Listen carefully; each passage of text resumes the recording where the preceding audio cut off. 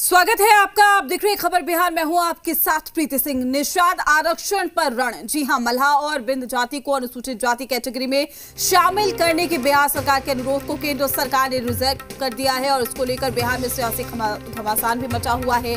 बिहार सरकार के मंत्री मुकेश सहनी ने चेतावनी दी है कि अगर मल्लाह को आरक्षण नहीं मिला तो इस्तीफे देने में देर नहीं करूंगा। उन्होंने कहा कि 70 सालों में मल्लाह समाज के साथ छल किया जा रहा है और ये समाज फुटबॉल की तरह हो गया है। चाहे केंद्र में जिसकी भी सरकार हो, इस तरह का व्यवहार निषाद समाज के साथ करना सही नहीं है। इतना ही नहीं, सहनी ने कहा है कि जिस दिन उनको लगेगा कि मैं उनके लिए कुछ नहीं कर रहा, उसी दिन मैं अपनी कुर्सी छोड़ने के लिए तैयार हूं। मल्लाह और बिंद जाति को आरक्षण देने के मसले पर बिहार में सियासी घमासान मचा हुआ है। तो बड़ी खबर से हम आपको रूबरू करा रहे हैं। तो केंद्र का इनकार, लेकिन बिहार में लगातार जो सियासी घमासान है वो जो देखने को मिल रहा है। आरक्षण नहीं तो कुर्सी छोड़ने को तैयार, मुकेश सहनी की ओर से ये कहा गया है।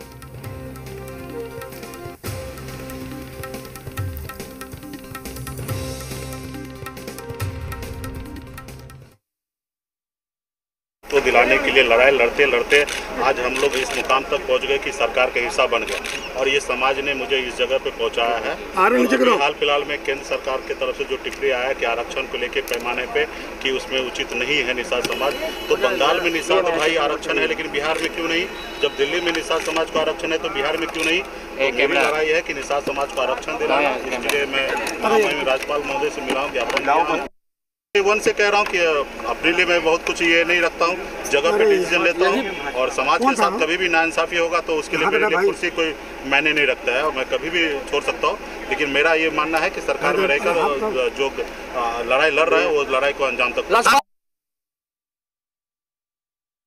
सहनी जी को ये अच्छी तरह से समझ लेना चाहिए कि आप जहाँ हैं, जिसके गोद में बैठे हैं, वहाँ मल्लाह समाज के हित की बात सोच भी नहीं सकते।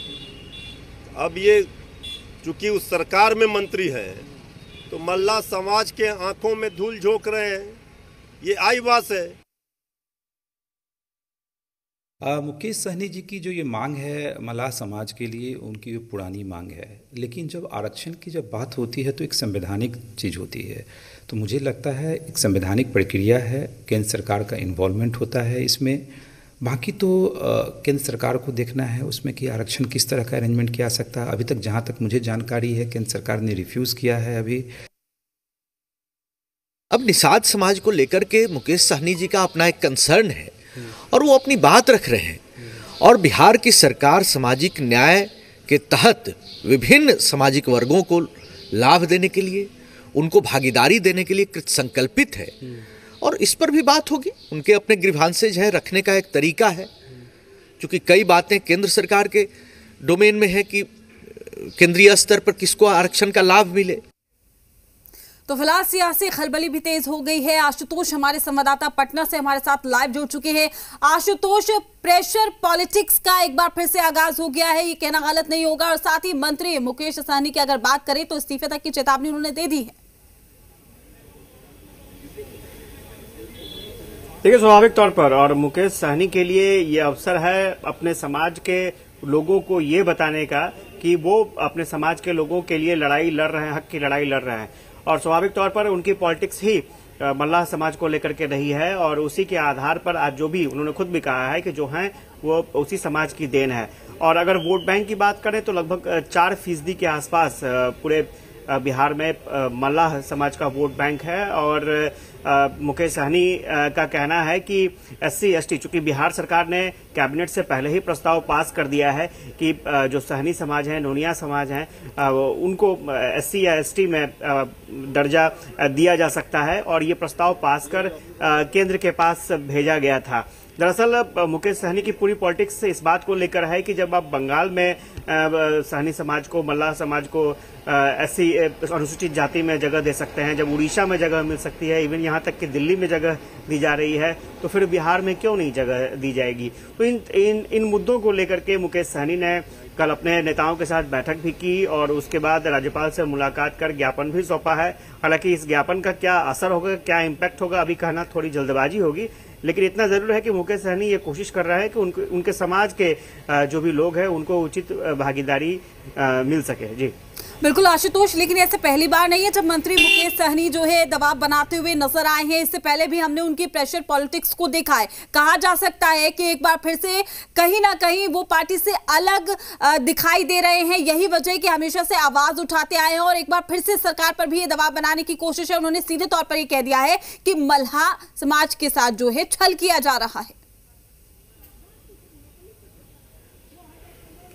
देखिए सिर्फ मुकेश सहनी नहीं, आप देखेंगे कि जेडीयू के नेता है, मंत्री है मदन सहनी, उन्होंने भी खुलकर इस बात का विरोध किया था जब ये जानकारी हासिल हुई थी कि केंद्र सरकार ने इस प्रस्ताव को खारिज कर दिया है। तो मदन सहनी भी खुलकर सामने आए थे।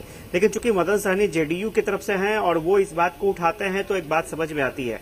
लेकिन खुद जो मुकेश सहनी की बात करें तो वो बीजेपी से के सपोर्ट से यहाँ तक पहुंचे हैं और चूंकि बीजेपी के कोटे से ही उनको टिकट मिली थी, तो ऐसे में वो अगर बीजेपी की सरकार पर अगर दबाव बनाते हैं, केंद्र सरकार पर दबाव बनाते हैं, तो स्वाभाविक तौर पर ये अपने आप में एक बड़ा मसला जरूर यहाँ नजर आता है। मैंने पहले भी कहा कि ठीक है वो मुकेश सहनी अपना दबाव बना रहे हैं, लेकिन इसका असर क्या होगा, इसका इम्पैक्ट क्या होगा। वाकई मल्लाह समाज को अनुसूचित जाति में शामिल कर दिया जाएगा, तो देखना ये दिलचस्प होगा कि ये सिर्फ पॉलिटिक्स है या फिर वाकई इसके पीछे कुछ हकीकत भी नजर आ रही है। बिल्कुल आशुतोष, इम्पैक्ट का आप जिक्र कर रहे हैं, लेकिन इम्पैक्ट यहाँ पर दो बातों का पड़ता हुआ नजर आ रहा है। अगर मुकेश सहनी ये कह रहे हैं कि उनकी बातों को नहीं सुना गया, उनकी मांगों को नहीं माना गया और मल्लाह जाति को आरक्षण देने के मामले पर अगर वो आवाज उठा रहे हैं, तो ऐसे में उन्होंने कुर्सी छोड़ने की भी बात की है।